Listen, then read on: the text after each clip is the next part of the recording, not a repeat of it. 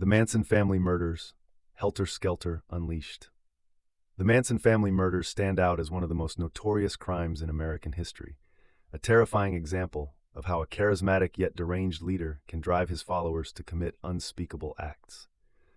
Charles Manson, the leader of the so-called Manson family, preached an apocalyptic philosophy he dubbed Helter Skelter, a term he borrowed from a Beatles song. He believed a race war was imminent, and that by committing horrific murders, he and his followers could trigger this conflict.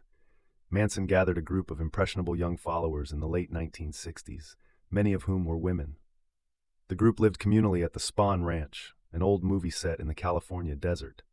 Manson used a combination of drugs, psychological manipulation, and his own twisted charisma to control his followers, convincing them that he was the reincarnation of Jesus Christ and that they would survive the coming race war by hiding in the desert.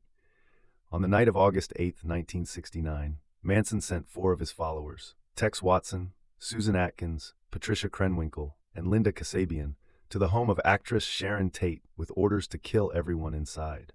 Tate, who was 8 months pregnant, was brutally murdered along with her friends Jay Sebring, Abigail Folger, and Wojciech Frykowski, as well as Stephen Parent, who was visiting the property's caretaker.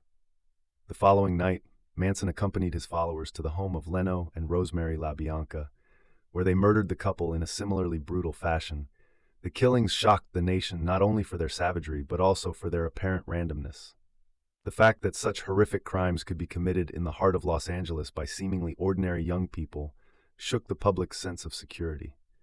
The Manson family was eventually caught, and in 1971, Manson and several of his followers were convicted of murder and sentenced to death.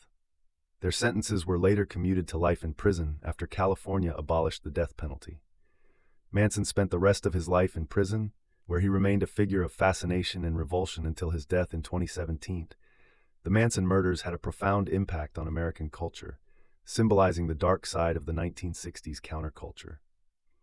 The trial was a media sensation, with Manson and his followers behaving bizarrely in court, carving X's into their foreheads and proclaiming their allegiance to Manson. The case also inspired numerous books, documentaries, and films, most notably Vincent Bugliosi's Helter Skelter, which remains one of the best-selling true crime books of all time.